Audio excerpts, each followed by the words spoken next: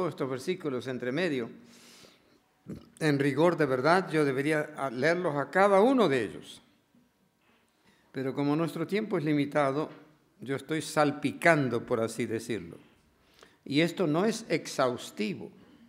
En cualquiera de estos temas se pueden buscar otros versículos con un diccionario de concordancia, con diccionarios etimológicos, con distintos idiomas. Yo tengo conmigo también la Biblia en inglés, que la estudio, la marco, la señalo, la verifico, la comparo, igual que la otra. Y tengo varias otras Biblias en la casa. Si ustedes se fijan en las páginas que yo agrego, los puntos que yo señalo, es un empeño constante. Cada tanto alguna Biblia de esas muy gastadas las guardo, las tengo en otro archivo, es decir, en otro estante, y viene la Biblia nueva. Yo estoy usando también ahora esta otra Biblia en español, que fue preparada por un grupo de adventistas, la Nueva Reina Valera del año 2000, y se lo venden en el ABC en todas partes. Tiene un lenguaje español un tanto actualizado. No tiene muchas variantes, pero es el español más contemporáneo, el idioma más hermoso del mundo, de paso, ¿no? Que es el español. Sí, yo conozco varios otros, yo predico en alemán y conozco otras cosas más, pero el español es el idioma más rico en adjetivos. Es el más tierno de esos idiomas. El alemán es muy dictatorial, muy militar, y es más, ¿qué diría yo?, cerrado, no tiene mucha ternura, pero es muy útil.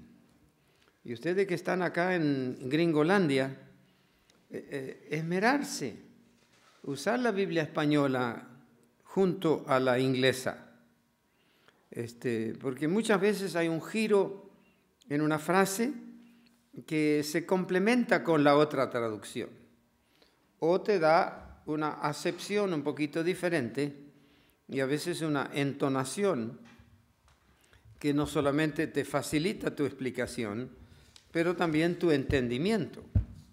Llegas a captar alguna nota que de otro modo no la veías, ¿no? Es una sugerencia muy generalizada y muy útil. Y por supuesto, conocer un poquito del idioma original. En el curso que más tarde van a tener acreditado, posiblemente le van a pedir un poco más de griego. No es para ser un poliglota. Yo estudié un par de años el hebreo, que es más difícil. El hebreo en el Antiguo Testamento tiene como 8.500 palabras diferentes y son todas muy difíciles, porque no tiene nada de parecido a la gramática española. Es mucho más difícil. Y la interpretación tampoco es fácil. En cambio, el griego es bastante básico para nosotros el español. Hay muchas palabras que tienen su origen del griego. Por ejemplo, energía. La palabra energeo. En el griego es energeo y en español decimos energía. Y etcétera, todas ellas. Bueno, no todas ellas, pero muchas. Y entonces en algunas veces, cuando hay algún detallecito, por ejemplo, yo usé la palabra Irene esta mañana, que es la palabra paz en español, que es el gozo de la salvación, ¿no?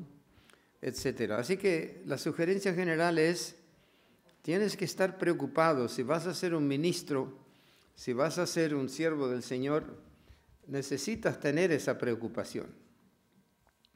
Compenetrarte más y mejor no en competencia con otros para aplastarlos, porque tú sabes algunas palabras así en el público, en el sermón, por favor, evita usar palabras del original, porque todo lo que haces es aplastar a los hermanos. Mira, este sabiondo, ese grandilocuente, ese, qué sé yo, poliglota. No hay nada, porque hay suficientes diccionarios etimológicos para que cualquiera persona pueda entender este asunto. Bueno, después de la comida, cansancio, ¿verdad? Cansancio. ¿Verdad que sí? Un poquito. Hermanos, yo espero que desde anoche haya dejado muy acentuado y bien subrayado la preocupación porque recojas y proclames el puro escrito está. Que no le agregues, no le ofrezcas el aporte de tu idea, porque prácticamente todas ellas, ese subsidio, ese down payment que le agregas, tienden a quitarte la médula del asunto. Hay que tener mucho cuidado en este asunto. Esa es la razón por la cual se producen tantas religiones. Estaba yo en el distrito de Concordia, en Argentina, allá en el noreste, y el distrito era grande, tenía no sé cuántos grupos e iglesias, pero no tenía carro, como dicen aquí, no había auto, por supuesto. En Argentina nadie tenía auto. La conferencia tenía un autito de esos que ya no funcionan siempre, y lo que yo tenía era una bicicleta. El primer año de escuela primaria que yo enseñé, trabajé todo el año para pagar una bicicleta usada. Una bicicleta usada. Un verano colporté con bicicleta en el campo, pero tenía que pagar alquiler de la bicicleta que pedía prestada. Así que no me hablen de miserias, porque las conozco. Lo interesante es esto. Cuando uno tiene un empeño, un propósito, un blanco en la vida, Dios abre el camino a medida que tú avanzas. A medida que tú avanzas. Yo tenía un ardoroso deseo de estudiar un poquito más de teología en Andrews University, pero no tenía un centavo, nadie me daba una beca. Así que me remangué. Yo tengo un curso de enfermería de Argentina y presenté mis créditos y dijeron, no señor, usted necesita estudiar 2 o 3 materias más. Así que las estudié y me dieron el certificado de enfermero registrado, AREN, como dicen aquí. Y con eso pagué mis estudios y los de mis hijos. Tenemos un varón y 2 nenas. Mi esposa trabajaba dando clases de piano a domicilio. Una miseria. A veces teníamos que buscar un poco de ayuda de Dorcas. Me levantaba, digo mal, iba a trabajar a las 11 de la noche para salir a las 7 de la mañana, a cargo del cuidado intenso. Y ahí estás como trompo toda la noche. Las enfermeras saben muy bien de lo que digo. En ese lugar de Berrien Center, donde un hospital de 300 camas, a mí me pusieron a cargo de ese asunto en mi turno. Y había 7 unidades. Y eran tan difíciles, tan difíciles. Los monitores cardíacos para ver cómo anda el corazón. Todos los endovenosos. Abrir las venas y poner las distintas medicaciones, presión arterial, todo eso, tremendo trabajo. Yo estaba tan cansado, Yo me acuerdo algunas veces yo estaba tomando la presión sanguínea con el estetoscopio, me dormía tratando de leer el registro. Parado.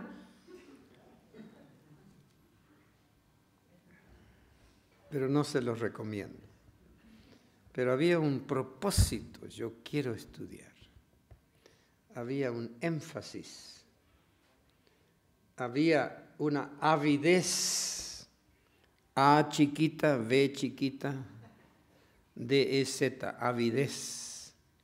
Y eso es lo que quiero sugerirles, mis hermanos.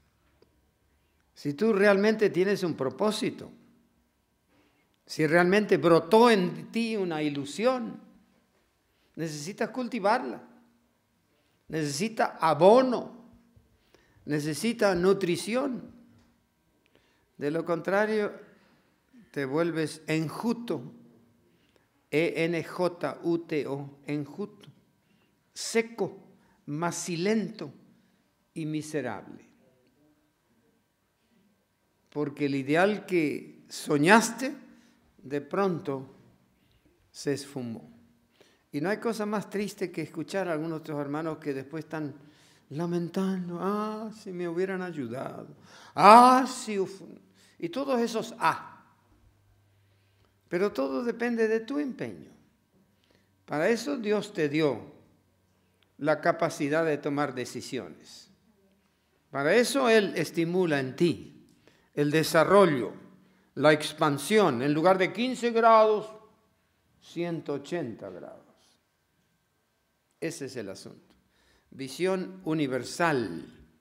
Yo soy parte del programa de Dios y está esperando que yo aporte como embajador.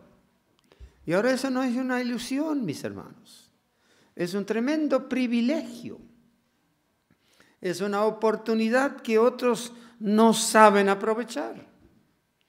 Porque la satisfacción al recordar tu recorrido, de ver los productos que Dios usó, eso es incomparable.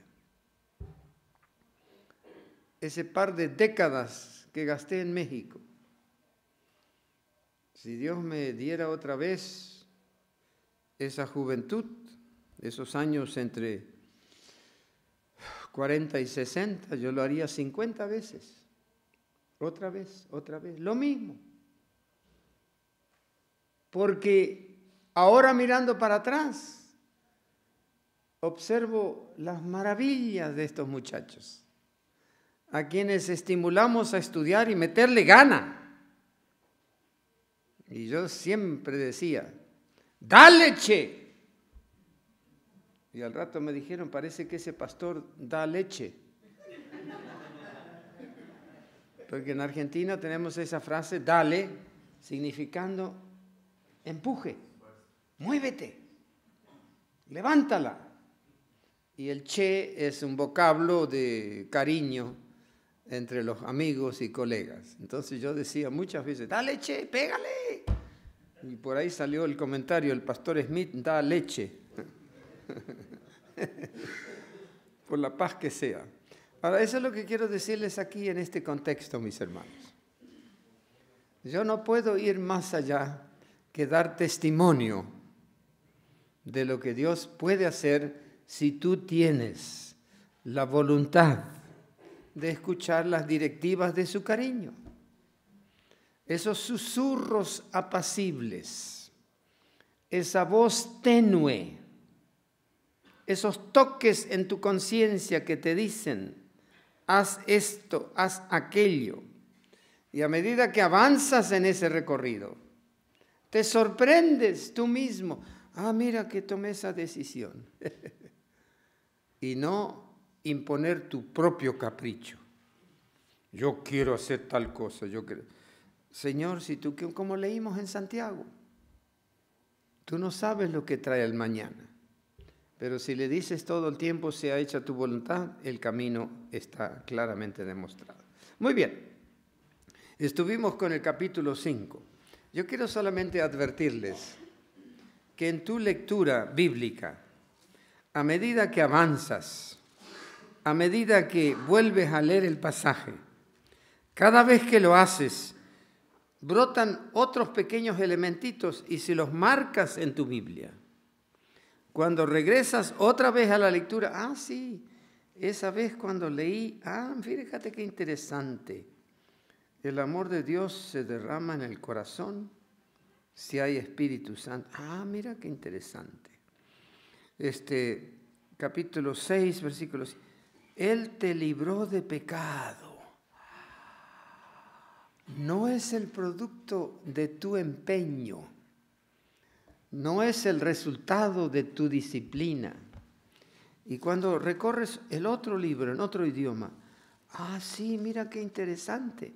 Y desarrollas una pasión, un entusiasmo del cual tú mismo eres el ejecutor. Yo quiero decirte una frasecita sobre este asunto de hacer justo. Ya lo vimos como 5 o 6 veces.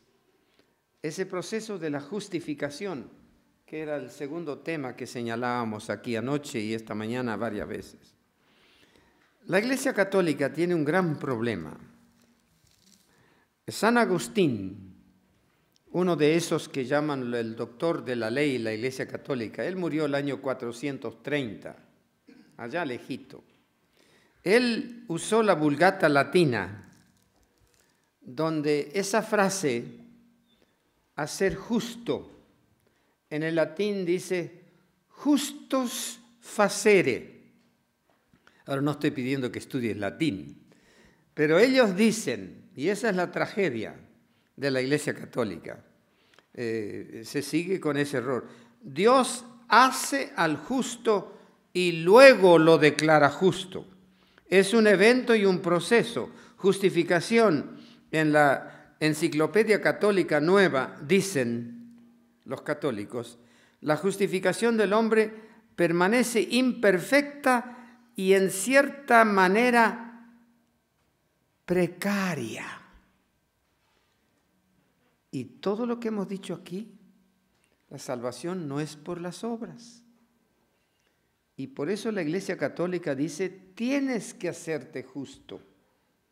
Justos faceres.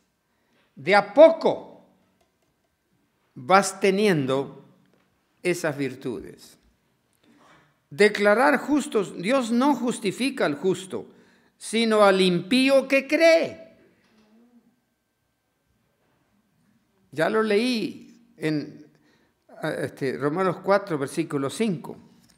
Y estoy haciendo un pequeño paréntesis aquí mientras algunos están gozando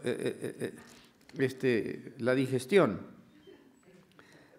Al que no obra, pero cree en aquel que justifica al impío, la fe le es contada por justicia. Eso es Romanos 4, versículo 5. Repito, la tragedia de San Agustín, al usar la Vulgata latina, que hasta el día de hoy es la Biblia católica, sí usan la de Sio San Miguel, la Vulgata latina, Bober Cantera, un montón de otras Biblias católicas, pero todos repiten ese mismo error, hacerte justo. El que cree es cubierto con la justicia de Cristo que llena todas las demandas de la ley.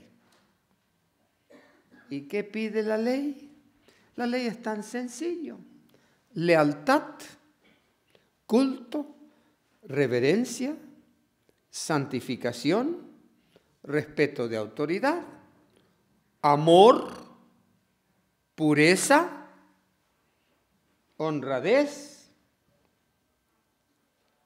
y respeto de personalidad y contentamiento. Eso es todo lo que pide la ley. Y aquí la Escritura nos dice, y eso lo vamos a leer ahora dentro de una semana o dos al estudiar Efesios. Quiero leerles ese pedacito que me parece muy importante en este contexto. Estoy haciendo un pequeño repaso mientras se digieren los frijoles. Efesios 3, 11 y 12. Conforme a su propósito eterno que cumplió en Cristo Jesús nuestro Señor, en Él y mediante la fe en Él podemos acercarnos a Dios con libertad y confianza. Noten el versículo en su importancia. No es asunto de hacerte justo, no es asunto de tener más obras y limosnas y pagar por misas y etcétera, para hacerte justo de a poco. Y como dice la Enciclopedia Católica, y tengo la cita, desgraciadamente, dicen ellos, la Nueva Enciclopedia Católica, en el tomo 8, página 82, la Enciclopedia Católica dice: la justificación del hombre permanece imperfecta y en cierta manera precaria. Si no le das más obras, más trabajos, más limosnas, nunca estás completo. Esa es la tragedia de la enseñanza de ellos. Para Roma, esa justicia es infusa, parte inherente en el individuo, posee justicia interna, la base para que las obras que realiza sean meritorias, puede acumular méritos. Y hermanos queridos, yo quiero denunciar eso cuidadosamente. No puedes acumular méritos. No es posible producir un subsidio, un aporte para que Dios te conceda la salvación. El asunto es absoluto en manos de Dios, que lo hace en su totalidad. La Biblia enseña que la justicia es imputada, no infusa. No es que de a poco la vienes obteniendo. Dios te declara justo, punto. En eso no hay un proceso, es una declaración directa de parte de Dios. Se le coloca a la cuenta en vez de llegar a ser algo que se convierte en su propiedad. Y eso lo leímos acá en Romanos 4:3. Creyó Abraham a Dios y le fue atribuida la justicia. Noten, lo único es la condición de la fe. Y Dios te lo otorga, Él te lo concede, Él te lo da enterito, sin vuelta. Y podemos detenernos en otras expresiones, pero creo que es suficiente con eso. Yo quiero solamente sugerirles, anoten eso extra. Estamos aquí en la página 5, en el centro, donde dice reconciliación. Anoten mensaje selecto, tomo 1. Mensaje selecto, tomo 1, página 458 y siguientes. Mensajes selectos, tomo 1, página 458, 59, 60, y todo un trozo hermoso que describe de que la justicia de Cristo es puesta a tu cuenta y lo trata como si fuera justo. Directamente lo trata como si fuera justo. El que cree, Dios le perdona su pecado y lo justifica gratuitamente. El pecador es incapaz de ser justo. ¿Qué dije? El pecador es incapaz de ser justo. Por la fe puede presentar a Dios los méritos de Cristo, claro, y el Señor coloca la obediencia de su Hijo en la cuenta del pecador. La justicia de Cristo es aceptada por ti y por mí en lugar del fracaso del hombre, y Dios recibe, perdona y justifica al alma creyente y arrepentida. Lo trata como si fuera justa y la ama como ama a su Hijo. De esta manera la fe es imputada, y eso lo dice en Tito 3, y lo quiero leer a ustedes. La fe es imputada a justicia y el alma perdonada avanza de gracia en gracia. Leamos ese trozo tan hermoso aquí en Tito, capítulo 3, versículos 5 al 7. Tito. ¿Estaba por acá Tito antes? Sí. Aquí está. Tito capítulo 3. Anoten ese versículo en ese trocito de la página 5, donde habla de la reconciliación. Eso es un pequeño agregado que no puse ahí. Tito 3 del 5 al 7. Noten.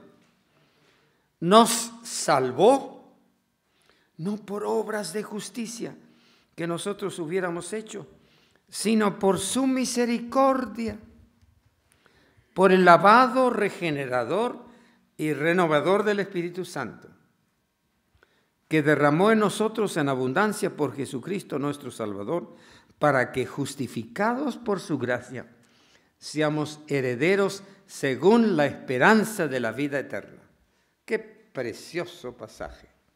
Así que no es un justus facere, no es algo que te vas a ir componiendo en la posición que ellos proponen. Es un producto neto.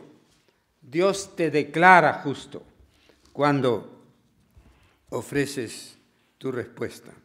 Permanecemos pecadores en nosotros mismos, pero justos por declaración. La imputación, o eso que se nos atribuye, esa asignación o derecho, no sé cómo quiere, a la justicia de Cristo. Al expresar tu voluntad, Él te otorga ese beneficio. Somos pecadores en nosotros mismos, pero somos justos en Cristo. Eso está en la página 461 de ese mismo Mensajes Selectos, tomo 1, que yo les di una cita anterior. Yo les di 458, ahora estoy leyendo Mensajes Selectos 461. Márquelo, por favor. Dios nos declara justos y nos trata como tales. El énfasis antropocéntrico, perfeccionista de algunos, esa soteriología perfeccionista, la salvación se detiene al reproducir el carácter de Cristo, qué sé yo, algunas cositas raras por ahí, pero en eso no me quiero detener. La justicia imputada, la que se da, la que Dios ofrece, la que nos asigne, Él la transmite, Él la estipula, tú eres justo. Anoten otra vez Mensajes Selectos, ese es un capítulo muy importante, habría que estudiarlo todo. Páginas 459 y 460. Anoten esos dos lugares, por favor. Y tómelo como asignación, Mensajes Selectos, tomo 1. En Juan 5:24, la gran obra que ha de efectuarse para el pecador que está manchado y contaminado por el mal es la obra de justificación. Es decir, es declarado, se señala justo mediante aquel que habla la verdad, que es Cristo el Señor. El Señor imputa al creyente la justicia de Cristo y lo declara justo. Lo declara justo delante del universo. Transfiere sus pecados a Jesús, el representante del pecador, su sustituto y garantía. Coloca sobre Cristo la iniquidad con la cual naces, el estado pecaminoso en el cual existes, de toda alma que cree. Y eso está en la página 465. Noten que estoy repitiendo varias veces Mensajes Selectos, tomo 1. Los que son justificados por la fe deben tener un corazón que se mantenga en la senda del Señor. Todavía Mensajes Selectos, tomo 1, página 466. Se mantenga en la senda del Señor. Pero si bien es cierto que es justificado por los méritos de Cristo, no está en libertad de proceder injustamente. Como diciendo, ya tengo la idoneidad, ahora tengo libertad. No, Señor. Toda verdadera obediencia proviene del corazón. La de Cristo procedía del corazón. Y si nosotros consentimos, Él se identifica de tal manera con nosotros, con nuestros pensamientos y fines, amoldará de tal manera nuestro corazón y mente en conformidad con su voluntad, que cuando le obedezcamos estaremos solo ejecutando nuestros propios impulsos. Extraordinario, deseado todas las gentes, página 621. Cuando somos honestos en el fervor ese, el empeño, estamos realizando gustosamente, porque el contacto con Dios así lo produce. Todo verdadero discípulo nace en el reino de Dios como un misionero. Esa es nuestra función. Decir a otros los que has descubierto. Deseado toda la gente, 166. Muy bien, hermanos. Eso era un pequeño paréntesis para complementar un poquitito la página 5 de tu hoja. Ahora vamos al capítulo 6 de Romanos. ¿Falta aire? ¿Falta aire? ¿Sí o no? Él abrió la puerta allí porque...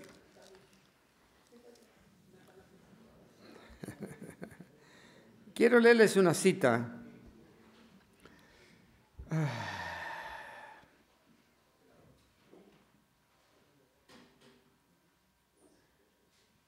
¿Sí? ¿Están de acuerdo? Quiero leerles una cita importante, el deseado de toda la gente, es página 267. Escúchenlo, por favor. Hay dos que se fueron, no sé qué habrá pasado. El corazón orgulloso lucha para ganar la salvación. El corazón orgulloso. ¿Qué página dije? Algunos no la anotaron. Nuestro derecho es la justicia de Cristo. El Señor no puede hacer nada para sanar al hombre hasta que, convencido esté de su propia debilidad y despojado de toda suficiencia propia, se entrega al dominio de Dios. Entonces puede recibir el don que Dios espera concederle. Deseado toda la gente, 267. Así que algunos de estos que tienen ideas muy cerradas, algunos de estos que dicen que no hay que ser fanático, yo ya conozco la Escritura, sí, yo ya sé.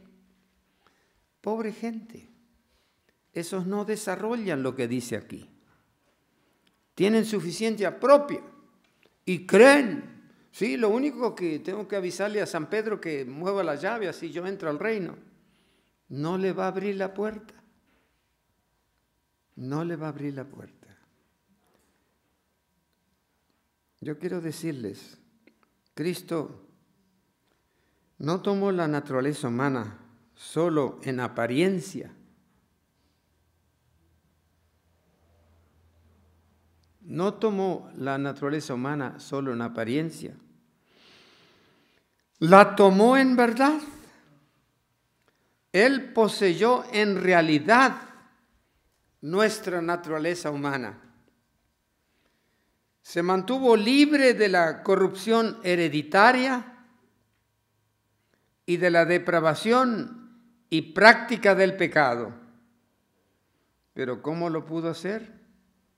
Primera de Timoteo 3:16. Primera de Timoteo 3:16. Estoy todavía detenido un poquitito allí porque, aprovechando la digestión, lamento que eso sea tan penoso ahora, pero yo quiero decirles que acá dice así: grande es el misterio de la piedad. Dios ha sido manifestado en carne. Eso no fue una apariencia. Ha sido justificado en el Espíritu, ha sido visto de los ángeles, ha sido predicado a los gentiles, ha sido creído en el mundo, ha sido recibido en gloria. Él fue como tú y yo, un ser humano. Y hay como 6 o 7 momentos donde la divinidad fulguró a través de él.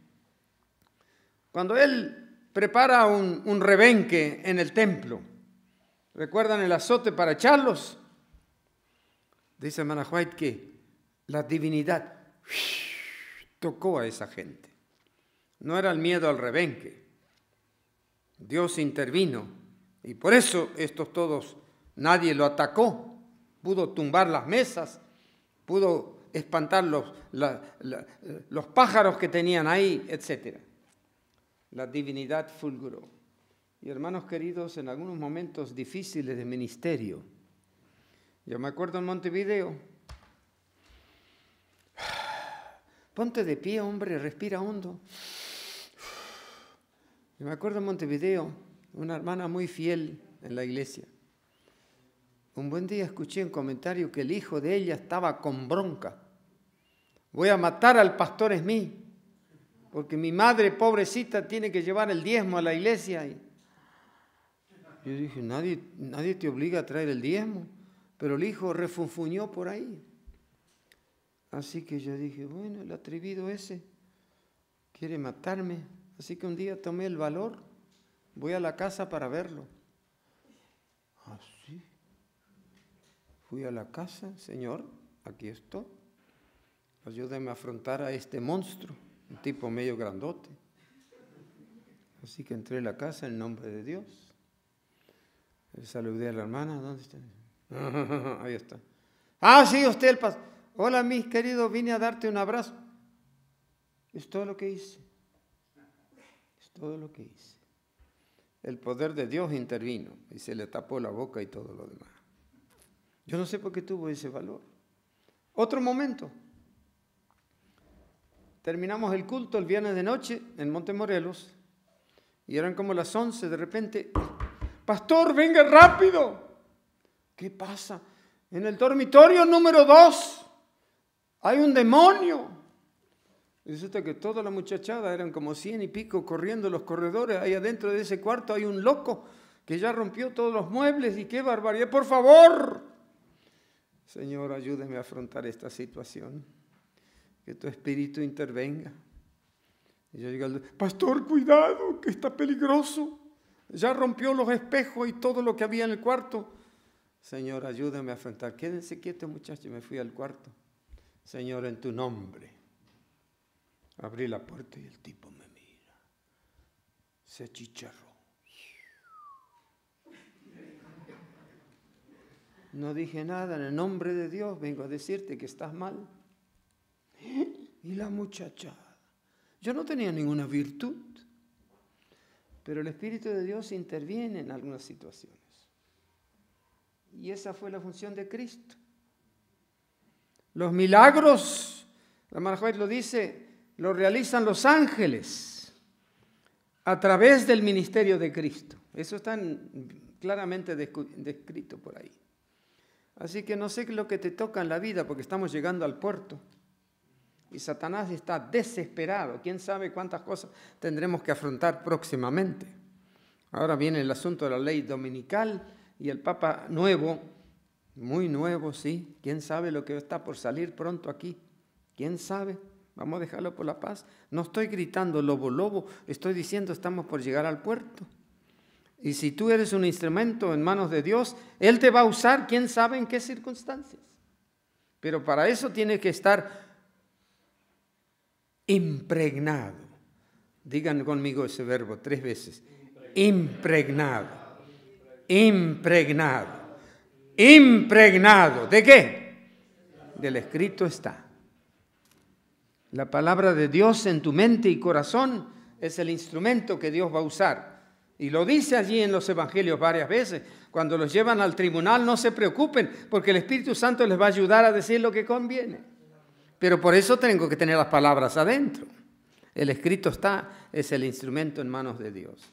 Ahora, habiendo dicho todo eso, mis hermanos, yo quería señalarles, no sé cuánto más puedo decir. La divinidad y la humanidad fueron misteriosamente combinados. Dios y el hombre llegaron a ser uno en Cristo. Y eso es lo que tenemos que hacer nosotros también. Uno en Cristo. No tener tu agenda privada. No tener tus aspiraciones egotísticas. Luchando en competencias torpes para tener cargos en la iglesia. No sirve. No sirve. Este es un gran misterio que no será completamente comprendido en toda su grandeza hasta que los redimidos hayan sido trasladados al reino de eterna dicha. Jesús desde su nacimiento era santo, inocente y sin mancha. En ese contexto, algunos dicen, bueno, pero yo recuerdo que a los 11 o 12 años empecé a mentir o molestar a los compañeros. Bueno, ¿quién sabe? Yo digo siempre la bienaventurada Virgen María. Dios la usó como un instrumento instructor de este chico que a los 12 años ya sabía cuál era su misión. Y esa es la diferencia básica. La hermana Juez dice que cantaba de memoria salmos.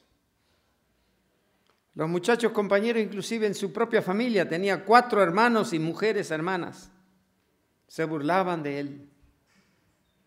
Se burlaban de él. ¿Qué tanto santurrón entre nosotros? Carpintero, me imagino los productos que él hacía eran perfectos. Pobre Santiago era uno de esos hermanos. Y ustedes saben que cuando Cristo resucitó, en 1 Corintios 15, versículo 7, Cristo tuvo una entrevista personal con ese hermano, posiblemente el monigote más caprichoso, y se le aprendió los ojos. Y Santiago, en su capítulo, tiene 54 imperativos. Dice, hagan esto, hagan esto, hagan esto, hagan... ¿Por qué? Se le prendió el foco cuando Cristo resucitó, su hermanastro. Se le prendió el foco. Y quiero leerles un poquitito, estoy hablando de la reconciliación. Noten aquí en Santiago, el medio hermano de Cristo una vez que se convirtió. Miren lo que él dice. Creo que son 54 imperativos. Por ejemplo, vamos a leer algunos. Dice allí, la belleza de las cosas de Dios. Dice, someteos pues a Dios, resistid al diablo, acercaos a Dios, limpiad las manos, purificad vuestro corazón, afligíos, lamentad, llorad, humillaos. Ese hermano de Jesús, allá en Nazaret, tirándole piedras, no quería saber nada. Pero cuando se le prendió el foco, y lo dice 1 Corintios 15, versículo 7, Cristo tuvo una entrevista con él y se pone a escribir esta epístola, que es una de las más hermosas para advertirte cómo andar como cristiano. Y Judas, que es el otro hermano, medio hermano, dice algo muy parecido. Muy bien, pónganse de pie los que tienen sueño. Ahora, habiendo dicho esto, yo quería decirles, hermanos, Hebreos 7:26. Hebreos 7:26. Y estoy agregando versículos a ese lugarcito de la página 5, antes de llegar a la siguiente sección. Hebreos 7:26. Tal sumo sacerdote nos convenía, santo, inocente, limpio, apartado de los pecadores y exaltado por encima de los cielos. Hebreos capítulo 7, versículo 26. Hermanos queridos, se trata de una distinción muy particular. Y ya vamos a tener un recreíto en sí. O tal vez mejor ahora. ¿Por qué no pasan al recreo un poquitito y